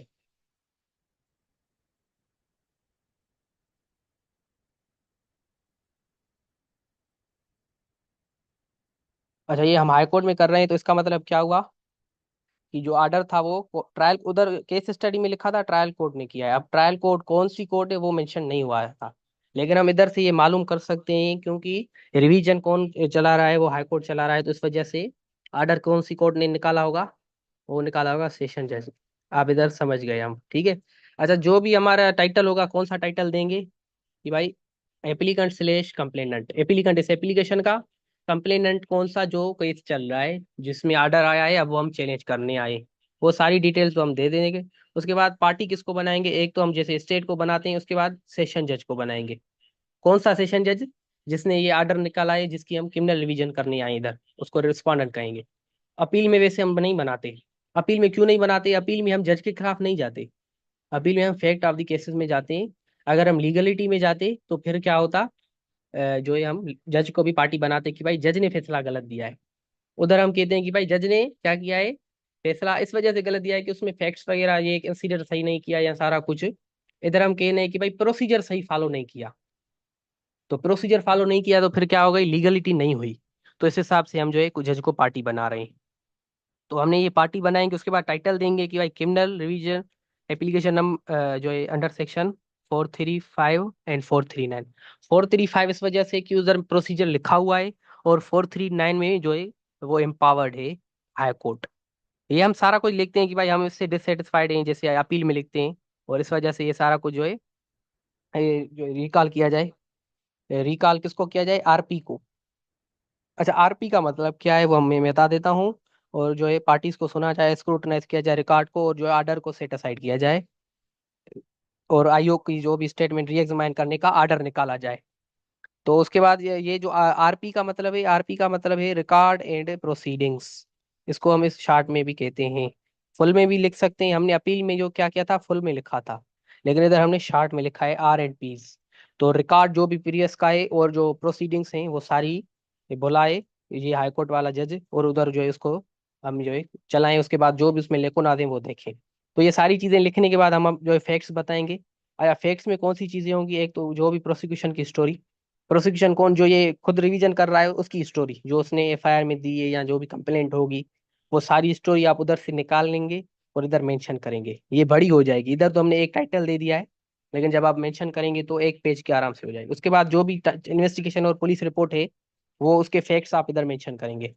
और आप क्या लिखेंगे कि भाई 540 की एप्लीकेशन, जो भी आपने एप्लीकेशन मूव की और जो भी ऑर्डर आया है, इधर 540 का आया है तो हमने 540 की बात की है। और लर्न रिस्पॉन्डर नंबर 1। अब रिस्पॉन्डर नंबर 1 कौन है, वो है सेशन जज। हम नॉर्मली क्या लिखते हैं, रिस्पॉन्डर नंबर 1, इधर हम जो लर्न लिख रहे हैं, इज्जतदार मतलब पढ़ा लिखा। तो कोर्ट में जज जहाँ भी मेंशन होता है ऐसे ही हम मेंशन करते हैं। क्योंकि जहाँ हमको रिलीफ लेना होता है हम इज्जत करते हैं। जैसे पहली तारीख आती है तो हम क्या करते हैं, अपने वालिदैन की बहुत इज्जत करते हैं कि भाई हमें खर्ची ज्यादा मिल जाए। फिर क्या होता है, फिर 15-20 दिन भूल जाते हैं कि भाई हाँ, कोई हमारा भी बड़ा है हमसे ऊपर। तो हमें क्या होगा, जज को भी थोड़ी इज्जत से पेश आना होगा, जैसे हमारा जो हमारे फेवर में ऑर्डर निकाले। तो इस वजह से हम क्या करते हैं, लर्न लिख दें। नॉर्मली अगर कोई प्राइवेट बंदा हो, भले वो डीसी लगा हो कहाँ का किसी डिस्ट्रिक्ट का, लेकिन रिस्पॉन्डर नंबर 1 2 फिला फिला ऐसे नहीं लिखेंगे कि भाई इज्जतदार डीसी ऑफ द डिस्ट्रिक्ट फिला फिला। तो जज को थोड़ी बहुत इज्जत दी जाती है बारह। तो इस वजह से हमने इधर लिखा हुआ लर्न, और उसके बाद उसने ऑर्डर दिया है जो उसकी डेट होगी। और स्टेट क्या किया है कि भाई re examination of IO is not necessary. जज ने कहा कि क्या किया है कि आईओ की जो री एग्जामिनेशन है वो जरूरी नहीं है, इस वजह से मैंने ये रिजेक्ट किया आपकी एप्लीकेशन। अच्छा, इधर एक लीगल वोकेब यूज की गई है, इंटर एलिया, मैंने आपके साथ शेयर भी की थी ग्रुप में लीगल वोकेब। आई होप कि आप लोगों ने उसको रिव्यू किया होगा। तो इंटर एलिया का मतलब क्या है, इंटर एलिया का मतलब होता है अमंग अदर्स। इसकी मीनिंग तो एक सिंपल है, लेकिन इसका कॉन्सेप्ट ये है कि जो जजमेंट होती है या कोई भी डॉक्यूमेंट, आप सारा उधर मेंशन नहीं कर रहे हैं, लेकिन उसकी एक स्पेसिफिक बात लेके मेंशन कर रहे हैं कि भाई ये फिलानी चीज से मैंने निकाली है। तो उधर आप लिखेंगे इंटर एलिया। हमने डेट दी है कि भाई हम इस आर्डर की इंटर एलिया, इस आर्डर की सारी बात में मेंशन नहीं कर रहा, उसमें एक मखसूस बात ये लिखी हुई है। जज ने ये बात लिखी होगी तभी मैंने इधर मेंशन की है। इसका मतलब क्या हुआ कि इस आर्डर में ये बात लिखी हुई है। क्योंकि मैं सारा आर्डर पेज इधर में प्रिंट करके रखूं, फिर उधर वो एग्जामिनेशन वाली बात को हाईलाइट करूं, तो एक मतलब क्या हो जाएगा, मेरा भी टाइम जाया होगा, जज भी सारा आर्डर देखेगा, वो भी उसका टाइम जाया, उससे जो रिसोर्सेज हैं वो भी जाया होंगे। तो इस वजह से ये जो ये दिया गया है कि आप ऐसे करें, इंटर एलिया करें, वो जो बात आपकी काम की है वो आप उधर मेंशन करें और अपना काम बना के चलें, ठीक है। तो ये आप जो यूज कर सकते हैं, जरूरी नहीं कि आप क्रिमिनल रिवीजन एप्लीकेशन में इसको यूज करें, इंटर एलिया को। जहां भी आपको ऐसा लगे कि भाई मैं इधर सारी चीजें मेंशन नहीं करना चाहता, बस सिर्फ काम की करना चाहता हूं, तो फिर इंटर एलिया कर दें। और वो कैसे करेंगे कि भाई इस जजमेंट इस आर्डर डेटेड इंटर एलिया, और ये बात है कि भाई मैं जो ये बात उधर से फलानी जजमेंट से निकाली है। तो आई होप कि ये भी आप इंटर एलिया समझ गए होंगे। उसके बाद जो एप्लीकेंट सिलेश कंप्लेनेंट ने ये क्रिमिनल रिवीजन जो प्रेफर किया है इन दी फॉलोइंग ग्राउंड्स। ग्राउंड्स तकरीबन यही होते हैं जो अपील के होते हैं। इधर इधर क्या होगा कि भाई हमारी जो ये बात मानी जाए, तो बात मनवाने के लिए जो भी ग्राउंड होगा वो हम बनाएंगे। पहला तो भाई ये कि आर्डर ए डेटेड वो क्या है, वाइड है, ए बिनिशो है, और जो है बिना किसी जुरिस्डिक्शन के रिस्पॉन्डेंट नंबर वन ने क्या है, learn respondent number one, sorry, खाली रिस्पॉन्डेंट नंबर वन नहीं, लर्न रिस्पॉन्डेंट नंबर वन ने क्या है, और वो bed in the eyes of law not sustainable.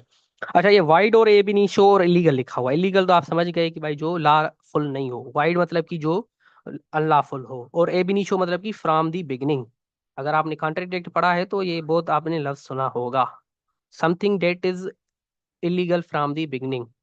कुछ चीजें ऐसे होती हैं जो बाद में जाके इलीगल बनती हैं, लेकिन पहले क्या होती हैं, लॉफुल होती हैं। एक केस में आपको मिसाल दे देता हूँ एबिनिशो का। एबिनिशो का मिसाल ये है कि भाई जैसे अभी जो शराब है वो क्या है, अनलॉफुल चीज है, हमारे यहाँ ला पास हुआ है। तो अगर वो कोई शराब चला रहा है कोई बंदा, तो वो क्या हो गया, वो इलीगल चीज हो गई।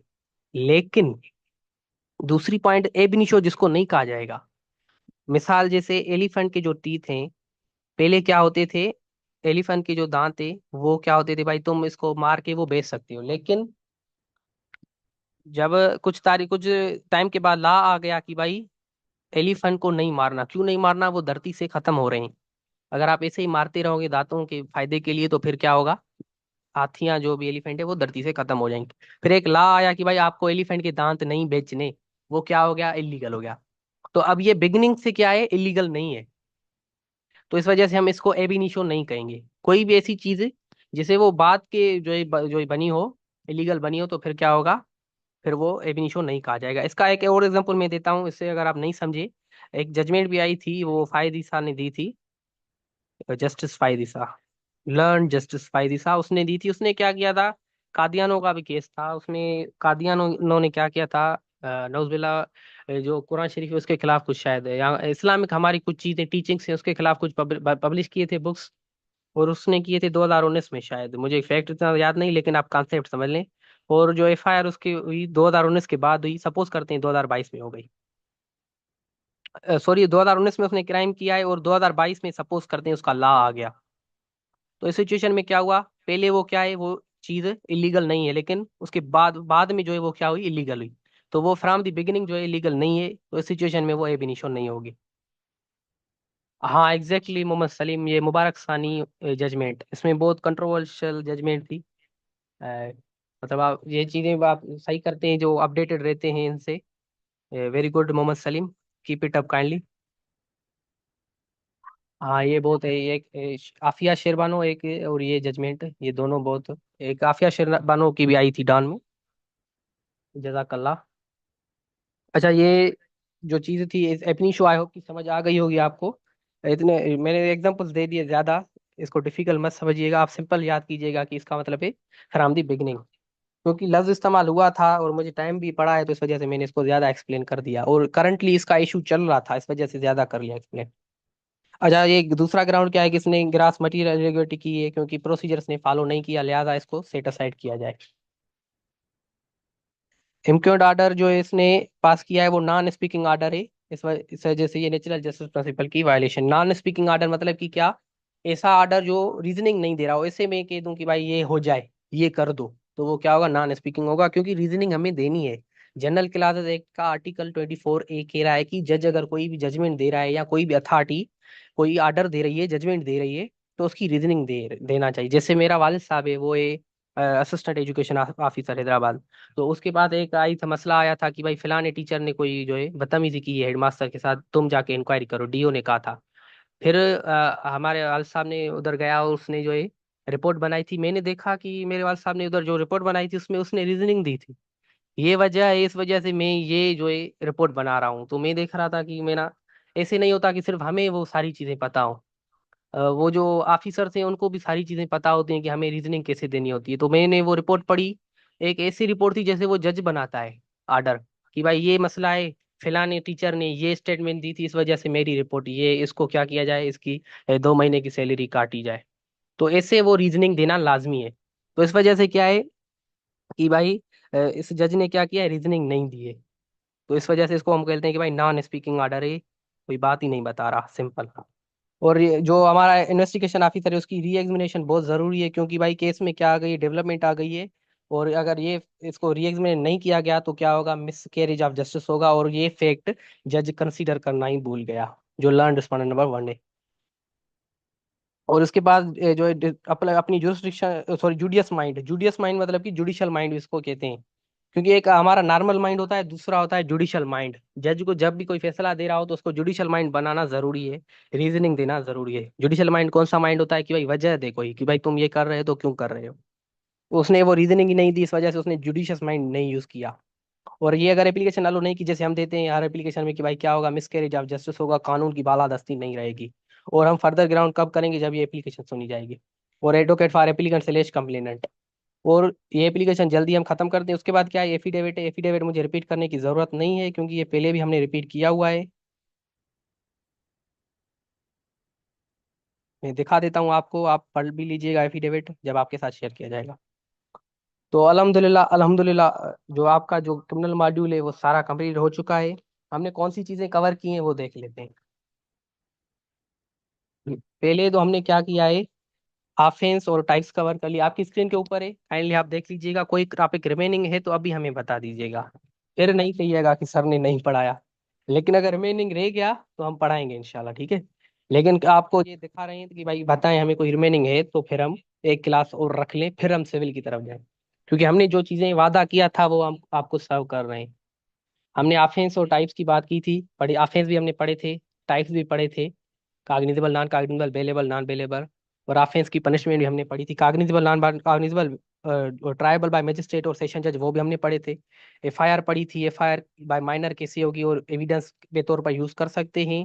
पुलिस अगर एफआईआर नहीं करती तो हमने रेमेडी पढ़ी थी, वो कौन सी रेमेडी है वो आप चैट बॉक्स में काइंडली बता दीजिए, तभी मैं दूसरी आगे चलता रहता हूँ, कि भाई अगर पुलिस एफआईआर नहीं कर रही तो हम कौन सी रेमेडी अवेल कर सकते हैं।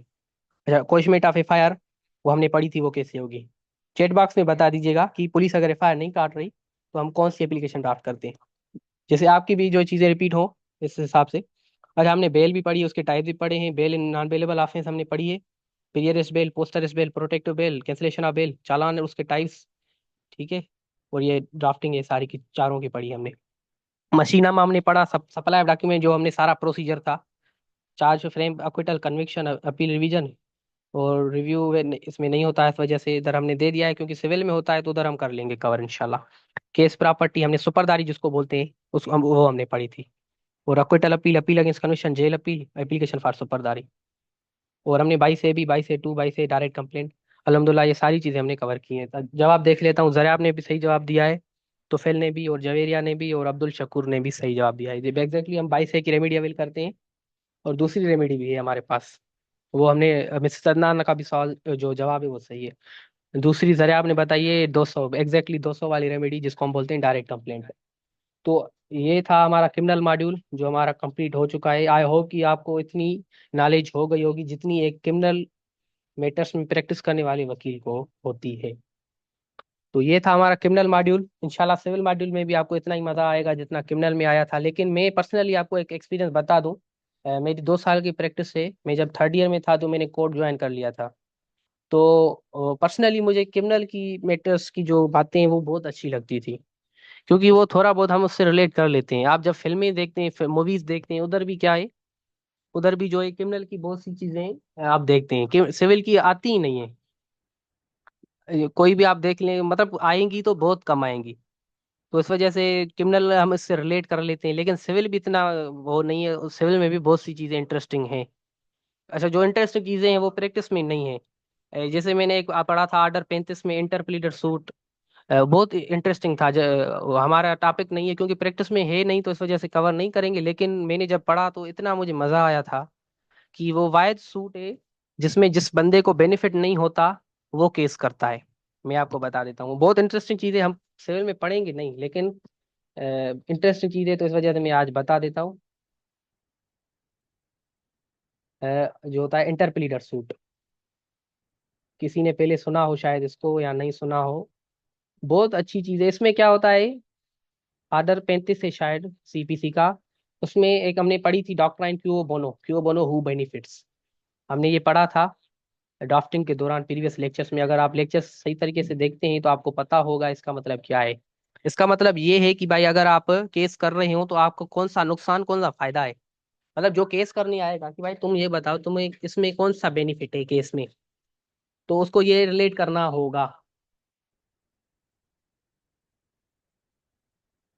तो ये जो क्यों बोनो है इंटरप्लीडर में, क्या है इंटरप्लीडर में जो बंदा है उसका किसी किस्म का बेनिफिट नहीं होता, तो ये क्यूओ बोनो की क्या है एक्सेप्शन हो गई। आप ये कह सकते हैं कि भाई ये इसकी क्या है एक्सेप्शन। अच्छा, आप ये मैं बात तो कर रहा हूँ कि इंटरप्रीटर में तीसरा बंदा केस करेगा, ये तो आप बात फिर दूसरे दिन भूल जाएंगे। तो इस वजह से क्या करते हैं, एग्जाम्पल में दे देता हूँ, फिर थोड़ी टेस्ट की बातें कर देता हूँ जो हमारी क्रिमिनल मॉड्यूल की टेस्ट होगी। अच्छा, ये इंटरेस्टिंग है तो इस वजह से मैं आपके साथ शेयर कर रहा हूँ कि इसमें क्या होता है। एक तो हम पढ़ते हैं सिविल में जब आएंगे, एक होता है प्लेंटिफ, दूसरा होता है डिफेंडेंट। केस कौन करता है, प्लेंटिफ करता है, और जो होता है रिटन स्टेटमेंट डिफेंडेंट फाइल करता है उसको डिफेंड करता है। इधर इंटरप्रिटर सूट में तीसरा बंदा थर्ड पार्टी आके केस करती है। थर्ड पार्टी आके केस करेगी, क्या करेगी कि भाई इन दोनों का मसला है, हल करो और मेरी जान छोड़ो। अब ये जो है थर्ड पार्टी क्यों आएगी, सवाल ये पैदा होता है ना। उसका क्या जाता है, फिर वो क्यों इतना खर्च करेगा, कोर्ट आके वकील करेगा, केस फाइल करेगा, हर 3-4 तारीख तो उसको लग जाएंगी, पहली में एडमिट होगा, नोटिस होगा, ये सारा कुछ। तो ये थर्ड पार्टी इसका एग्जांपल ऐसे ऐसे है कि भाई एक बंदा है ए नामी, उसने बी को क्या कर दी, उसका अपना घर रेंट पे दे दिया। In the meantime B ने क्या कर दिया, सी को प्रॉपर्टी सेल कर दी। अब सी गया बी के पास और ए भी गया बी के पास। ए गया कि भाई मुझे अपनी प्रॉपर्टी वापस करो, सी गया कि भाई मुझे प्रॉपर्टी वापस करो। अब बी कहता है कि भाई मुझे रेंट में किसने प्रॉपर्टी दी है, रेंट में दी है ए ने, और सी कह रहा है कि भाई कागज तो मेरे पास है, क्योंकि इन दोनों ने एग्रीमेंट करके सी को दे दी थी। अब जो एग्रीमेंट के तहत और जो भी खाते होते हैं उसके तहत सी की प्रॉपर्टी होनी चाहिए। लेकिन बी ने क्या किया है, ए से प्रॉपर्टी ली। अब बी का तो फंस गया बेचारा, अगर ए को देगा तो सी उसके ऊपर केस कर देगा, अगर सी को देगा तो ए उससे लड़ पड़ेगा, भाई पोजीशन मैंने दी है और तुम प्रॉपर्टी किसी और को दे रहे हो, तुम क्या वडेरे बन गए हो। तो इस हिसाब से अब बी फंस गया, बी का बेनिफिट भी नहीं है, वो कहता है कि भाई मेरी जान छोड़ो। अब बी फंस गया है तो ला उसको रेमेडी देता है, भाई तुम ऐसे करो, तुम कोर्ट आओ, कोर्ट में एक सूट फाइल करो, जो भी खर्चा होता है अभी खर्चा करो, ठंडक रखो। खर्चा करने के बाद जिन दोनों के बीच में मसला है उनको हम बुलाएंगे और मसला हल करेंगे, और जो तुम्हारा खर्च होगा वो तुम्हें हम वापस करेंगे। कोर्ट उसको जो है वापस करेगी और बी को बोलेगी भाई तुम अपने घर जाओ, और ए और सी के जो है बियाह पे अब केस चलेगा। तो ये वायद केस है सिविल मैटर्स में, जिसमें जो है जिस बंदे को बेनिफिट नहीं होता वो केस करने आता है। तो बहुत इंटरेस्टिंग चीज, सिविल में भी इंटरेस्टिंग चीज है। मैं ये क्यों बता रहा हूँ, क्योंकि सिविल भी इंटरेस्टिंग है, क्रिमिनल से ज्यादा इंटरेस्टिंग है, इंशाल्लाह आपको और मजा आएगा। तो आप काइंडली इसको कंटिन्यू रखिएगा, लेगेसी को, जो भी आप असाइनमेंट्स जो है सबमिट करा रहे हैं बहुत ही अच्छी सबमिट करा रहे हैं। फीडबैक भी आपको शेयर करते हैं हम, तो आप उधर भी जो है। तो मैं ये कहूंगा कि काइंडली इसको कंटिन्यू रखें, और सिविल में भी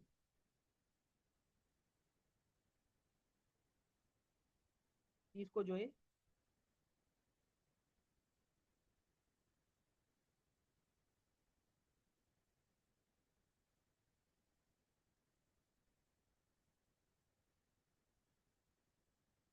सही है मेरी। हाँ, अभी आई होगी, क्योंकि बीच में थोड़ा मेरे पास आ गया, मसला हो गया था बिल्कुल।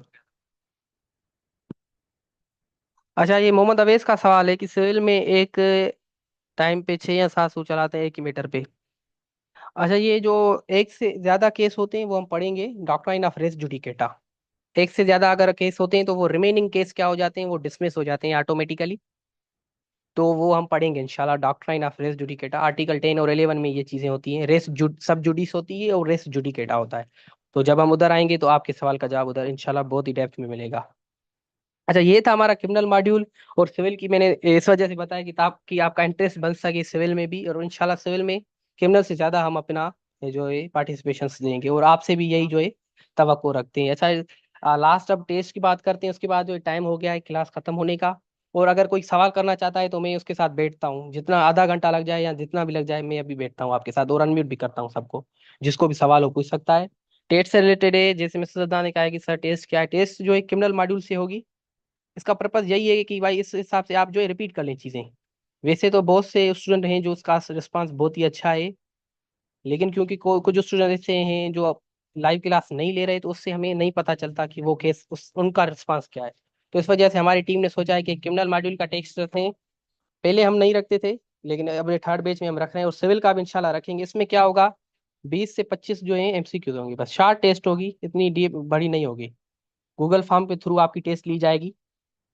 उसमें जो है क्या होगा, एमसीक्यूज किससे रिलेटेड होंगे, सिलेबस क्या होगा, जो हमने प्रोसीजर पढ़ा है, एक तो वो। दूसरा क्या होगा, ड्राफ्टिंग से रिलेटेड थोड़े बहुत होंगे। और जो लीगल टर्मिनोलॉजीज हैं पढ़ी हैं, जो हमने पढ़ी हैं क्लासेस में, वैसे तो बहुत ज्यादा हैं। जो भी हमने मैगजीम्स पढ़े हैं इधर, फर्स्ट लेक्चर में भी हमने पढ़े थे, अगर आपको याद हो, तो वो उससे रिलेटेड भी क्वेश्चंस आ सकते हैं। 25 एमसीक्यूज होंगे, फिर उसकी रिजल्ट भी शेयर की जाएगी आपके साथ।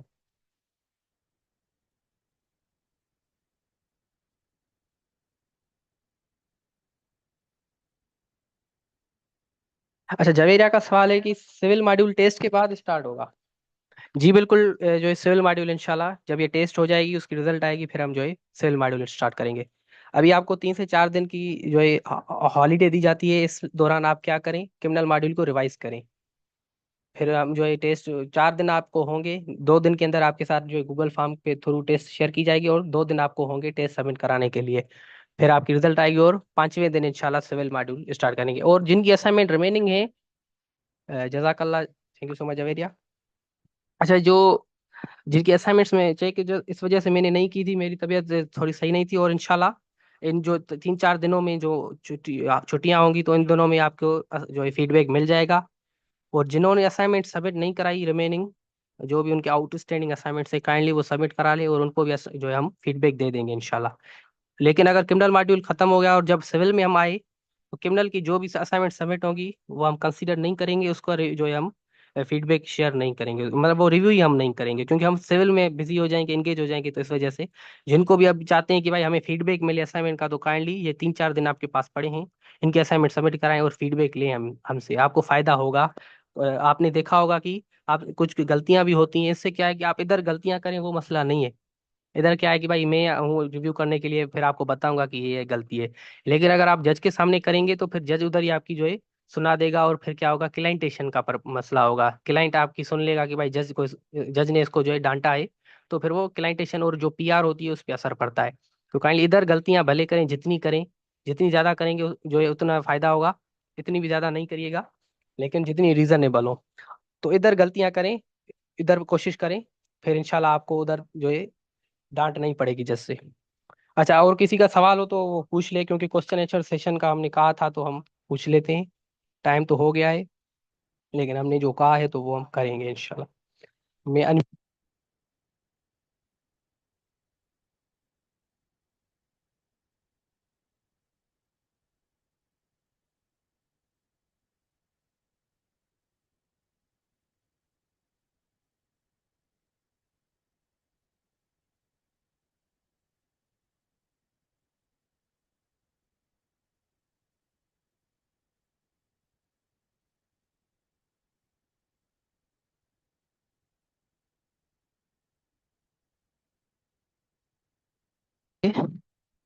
मिसेज अदनान का कि सर लॉ गेट की तैयारी स्टार्ट करवा सकते हैं। एक्चुअली मैंने तो खुद तैयारी कर ली है सेल्फ स्टडी से, और मैंने खुद कॉन्सेप्ट्स अपने क्लियर कर लिए हैं। मैं समझ गया आपकी बात, तैयारी बिल्कुल। तो क्या है कि मैंने वैसे तो मेरा अभी फाइनल ईयर है, लेकिन मैंने पहले से ही सारे नोट्स अपने बना लिए हैं। मसला ये है कि उस स्टूडेंट्स का है। जैसे अभी लीगल ड्राफ्टिंग में तो वो स्टूडेंट हमारे पास आ रहे हैं, लॉ गेट में बहुत ही कम स्टूडेंट आ रहे हैं। हमारे जो कुछ मैं ऑर्गेनाइजेशन को जानता हूँ, वो जो ये कराते हैं कोर्स, लेकिन उनके पास जो है स्टूडेंट्स बहुत ही कम आ रहे हैं। क्योंकि वो बहुत सीरियस नहीं लेते इस चीज़ को, जैसे आप लोगों ने लीगल ड्राफ्टिंग को सीरियस लिया है। और आपने जब कोर्स किया होगा तो आपको पता चला होगा कि ये कितनी ज़रूरी चीज़ें हैं। तो इस वजह से वो लॉ गेट वाले जब तक वो फेल नहीं करते तब तक उसको सीरियस नहीं लेते। तो इस वजह से हम चाहते हैं कि उस स्टूडेंट का जितना नंबर ज्यादा होगा, पार्टिसिपेशन होगी, तो फिर हम सोचेंगे इसके बारे में। करंटली हमारा कोई आइडिया नहीं है इससे रिलेटेड गेट की तैयारी का। और फर्स्ट ऑफ ऑल मैंने खुद भी क्लियर नहीं की। तो स्टूडेंट पहले बात यही करेंगे कि भाई सर आपने क्लियर नहीं की और हमें तैयारी करा रहे हैं, तो पहले मैं खुद टेस्ट दे दूं इंशाल्लाह। फिर जो एक देखेंगे, टीम से मैं बात करूंगा, फिर जो उनकी हिकमत अमली बैठी तो हम वो कर लेंगे इंशाल्लाह।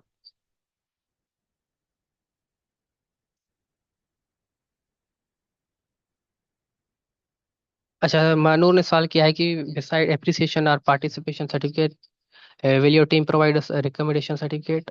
अच्छा, फर्स्ट ऑफ ऑल तो आपको एक सर्टिफिकेट दिया जाएगा कि आपने पार्टिसिपेट किया है। और दूसरा आपको जो है बेस्ट लीगल ड्राफ्टर, वो सबको नहीं मिलेगा। जो पार्टिसिपेशन का सर्टिफिकेट है वो जो है सबको मिलेगा। लेकिन जो बेस्ट लीगल ड्राफ्टर का सर्टिफिकेट है वो सिर्फ कुछ सिलेक्टेड स्टूडेंट्स को मिलेगा, पार्टिसिपेंट्स को, जिन्होंने सही तरह से परफॉर्म किया होगा, जो असाइनमेंट सबमिट कराते होंगे। और वो तो उनको जो है सिर्फ दिया जाएगा। आप उसको ऐसे रिकमेंडेशन सर्टिफिकेट जो है समझ सकते हैं, डीम आउट कर सकते हैं। बाकी हम जो एक तो पार्टिसिपेशन सर्टिफिकेट, दूसरा बेस्ट लीगल ड्राफ्टर सर्टिफिकेट होता है, वो हम देते हैं।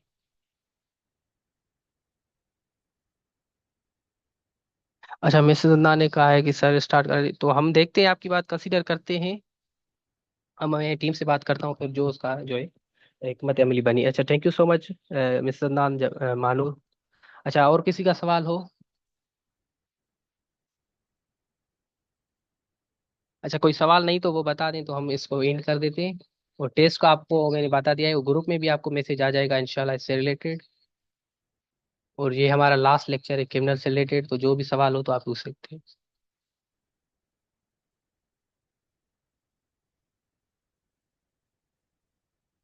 अच्छा, रेयान ने किया है सवाल कि सर मेरे एग्जाम्स हो रहे हैं थर्ड ईयर के, तो मैं उनकी एंड होने के वेट कर रहा हूँ, अभी मेरे प्रेप्स स्टार्ट हैं, तो काइंडली लेट असाइनमेंट सेव कीजिएगा प्लीज। अच्छा रेयान, मैंने आपकी दो तीन असाइनमेंट शायद आपने सबमिट कराई थी, मैंने उनका रिव्यू दिया था। बाकी कोशिश करिएगा कि ये 3-4 दिन जो है इनके अंदर, जो भी आपकी रिमेनिंग है, 5 दिन है आपके पास, 4 दिन छुट्टियां हैं, एक दिन जो है सिविल मॉड्यूल का। फिर उसके बाद क्या है कि सिविल की भी असाइनमेंट्स होती हैं, तो ओवर बर्डन हो जाते हैं हमारी जो भी मेंबर्स है, तो इस वजह से काइंडली आपके पास 5 दिन क्रिमिनल की जो भी असाइनमेंट्स हैं सबमिट करा लीजिएगा। बाकी एक्सेप्शन है, आप जैसे आपका एग्जाम चल रहा है तो उसको कंसीडर करते हैं, फिर देखते हैं जो भी हमारा डिसीजन बना। अच्छा, और किसी को कोई सवाल हो, कोई क्रिमिनल मॉड्यूल से रिलेटेड कोई भी सवाल हो, पूछ सकते हैं आप। अच्छा, तो फेल का सवाल है जी, काइंडली पूछिएगा।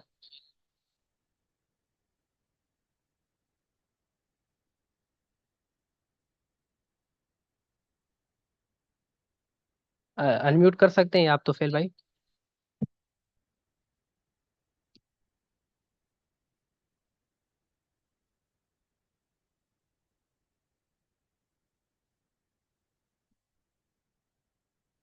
जी, आप सवाल पूछिए जो पूछना चाह रहे थे। अस्सलाम वालेकुम सर। वालेकुम सलाम। सर मेरा एक सवाल था। सर बिस्मिल्लाह। सर कोई एक एज अ श्योरिटी होता है, जो एज अ श्योरिटी देता है। तो ये सीन ऐसा होता है कि जो अक्यूज होता है उसकी तारीख होती है। फॉर एग्जांपल उसकी एक दिन की तारीख डेट है, तो उसमें जो है ना अपीयर नहीं होता। तो जो जी जज है वो शोकास निकालता है श्योरिटी के पास, सही है, श्योरिटी वहां पे आता है।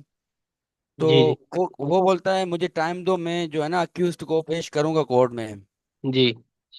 तो ऐसा करता है कि जो अक्यूज्ड है उसको कोर्ट में लेके आता है, और ये जज को कहता है कि जो है ना मैं अभी श्योरिटी जो है मेरी उससे मैं जो है ना वो खत्म करना चाहता हूँ। अच्छा। तो उसके लिए अलग एप्लीकेशन देनी पड़ेगी या इसका क्या प्रोसेस होगा? अच्छा, वेरी गुड क्वेश्चन तो फेल मेमन भाई। अच्छा, जो आपका सवाल है कि मैं रिपीट कर देता हूँ, मैं स्क्रीन को शेयर कर लूँ थोड़ा। क्योंकि सब लोगों को ये कंसेप्ट क्लियर हो जाए, रिपीट भी हो जाएगा।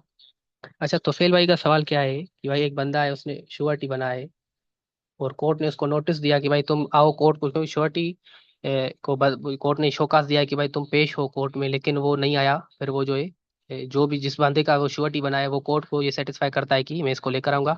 फिर वो श्योरिटी आया है, वो क्या कहता है कोर्ट से कि भाई अब मुझे जो है श्योरिटी नहीं बनना है इसका, मेरी श्योरिटी इससे खत्म कराओ।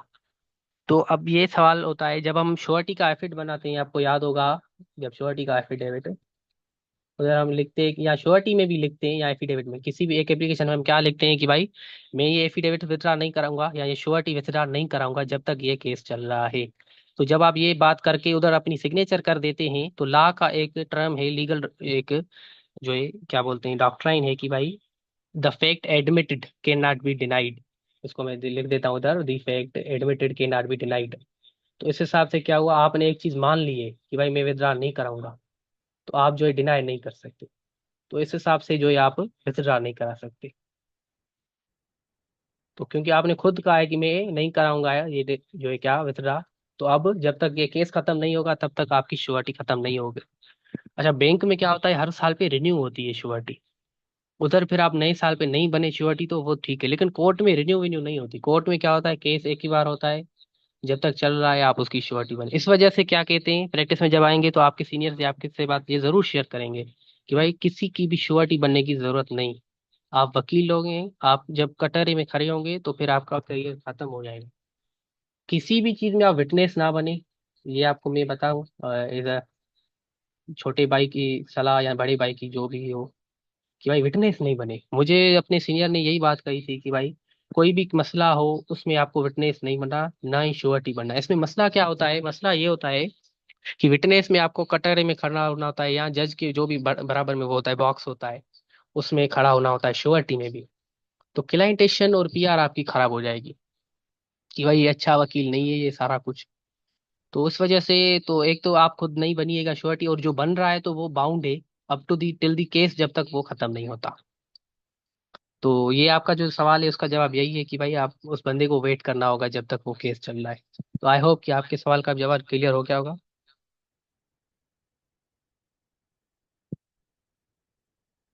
अच्छा, और कोई सवाल हो तो ठीक है, वरना हम जो है क्लास को इधर ही कंक्लूड करें, और हमारा क्रिमिनल मॉड्यूल अल्हम्दुलिल्लाह जो है कंप्लीट हो चुका है। इंशाल्लाह फिर मिलेंगे सिविल मॉड्यूल में। जजाकल्ला खैर, फी अमानिल्लाह। अच्छा, मिसेस अदनान का लास्ट सवाल है तो वो हम देख लेते हैं कि ये जो सीआरपीसी की हद तक है, जी बिल्कुल, जो भी हमारे क्रिमिनल मैटर्स हैं सीआरपीसी के तहत जब आप आएंगे, जो अब इलीगल डिस्पोजिशन के आपके पास केस आएंगे, तो आपको पता है कि इलीगल डिस्पोजिशन में टोटल सेक्शंस कितने हैं, टोटल 9 सेक्शंस हैं। उनमें अपनी बातें लिखी हुई हैं, और उधर एक लिखा हुआ है कि भाई अगर ये इलीगल डिस्पोजिशन में ये चीज़ नहीं, जो भी नहीं लिखी हो उसके लिए आप सीआरपीसी को फॉलो करें। अच्छा, मैं इसको थोड़ा एक्सप्लेन कर देता हूँ, बहुत ही अच्छा क्वेश्चन है मिसेस अदनान का, कि ये सीआरपीसी हमने जो ये पढ़ा था, बहुत आपने देखा होगा हर बात पे हमने क्या किया है, सीआरपीसी पढ़ा है।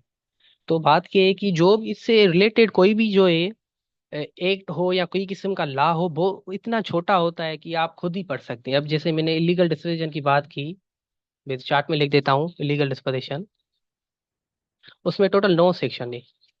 अब हमारा करंटली चल रहा था तो मैं तो हैरान था, फिर उसमें एक चीज लिखी हुई थी कि भाई इसमें जो प्रोसीजर नहीं लिखा हुआ तो आप सीआरपीसी खोल के देख लें, सीपीसी खोल के। बैंकिंग का एक ऑर्डिनेंस है, financial institution recovery of finance ordinance 2001। मैं इसको शॉर्ट में लिख देता हूँ, financial institution recovery of finance ordinance 2001।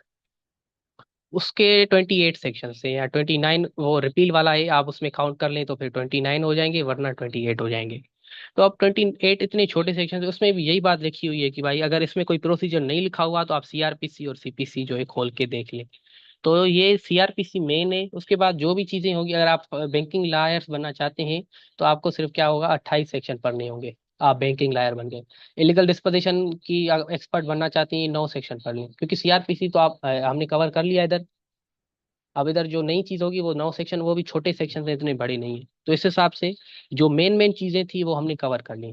अब आपके ऊपर है कि आप कौन सी फील्ड में जाना चाहते हैं।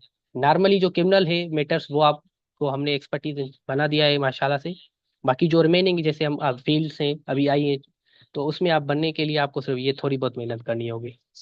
तो और किसी का सवाल हो तो पूछ ले काइंडली, नहीं तो हमको इसको एंड करते हैं। जज़ाकल्ला खैर, फी अमानिल्लाह। फिर इंशाल्लाह नेक्स्ट लेक्चर में हम मिलेंगे, क्योंकि टाइम भी ज़्यादा हो गया है। इंशाल्लाह नेक्स्ट लेक्चर होगा टेस्ट के बाद सिविल मॉड्यूल का। जज़ाकल्ला। तो आप टेस्ट की तैयारी कीजिएगा। Wish you best of luck.